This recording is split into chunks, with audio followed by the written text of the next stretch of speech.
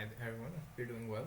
This is just my Physics Lab 1 presentation for the charge tape effect lab that we also did in GPS. These are just my findings from the experimentation and the model that we had to make. My name is Rafi Hadi, and I hope you're having a wonderful day. Let's get started. So what's the purpose of this lab? It's just to understand how charges interact and are transferred from one object to another, basically. So the principles used are pretty straightforward. We use Coulomb's law, we use the force of gravity, we use Newton's third law, and so yeah, I'll go more into detail about that on the next slide. The tapes, essentially our preview here is just that the tapes repel each other, right? That's the result of the experiment. We'll get into specific data further on, but that's the gist of it basically. Our system is tape B, you can see here in the diagram, that's tape B, and our surroundings are tape A. And you can see the initial conditions for tape B again here in this diagram. It's hanging at rest, so velocity is 0. Let's talk about the principles more in detail, right? So here's Coulomb's law, and here's the equation for that. F equals K, Q1, Q2, where each Q is just a charge for each tape, divided by the distance between the tapes squared. Newton's first law is just that an object staying at rest has a net force of 0. Newton's second law, F net equals ma. This is what we use to get Fg equals mg, which we use here, which we use in this experiment. And these are just the constants that we're using to conduct this experiment. So our initial conditions here, the length of the tape is 0.2 meters, the width is 0.02 meters, and so the area ends up being 0.004 meters squared, and the mass is 0.0002 kilograms. Now, these are standard for everyone. Okay, let's talk about the results that we got when we actually conducted the experiment. So the distance between tapes that we ended up getting was actually 0.016 meters, and using that, we can, well, not using that here exactly, but using that generally, we can calculate Fg for one, which is 0.001962 newtons.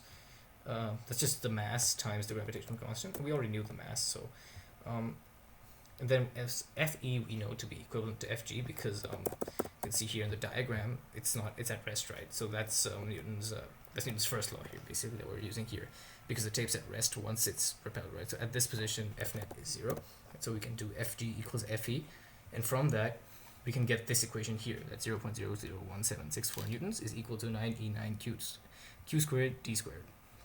And d squared we can plug in 0.016 meters, and we can get a value for q essentially. And that's what we get here, right? And that's our experimental result, the magnitude of charge on one piece of the tape. And this experimental model basically does these same calculations here, but simulated in GlowScript, right? And you can see here that our value from the GlowScript simulation and the value here, they're pretty different, and we'll get into why that might be here. So we have a few assumptions and a few potential errors, right? We assume that each tape was the same length and had the same net charge. We assumed that only electrical and gravitational forces were acting, which might not necessarily be the case, and each piece of tape could be treated as a point particle, which again isn't exactly accurate. Some errors here that might have happened other than inaccuracies with this stuff is that the tape length might have been slightly different due to human error in ripping out the tapes, and the tapes might not have been securely fastened in a way that allowed for the ideal interaction of charges, essentially that the positioning of the tapes was such that the charges weren't interacting ideally or absolutely, right?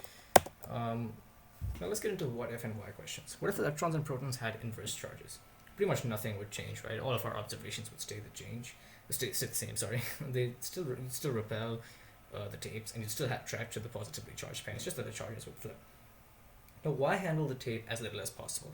That's just because once they come in contact with your hands, the tapes start to neutralize, and that's not ideal, right? Because you're losing charge essentially, because they're trying to gain back the electrons that were lost, and so that sort of messes with the sanctity of the experiment.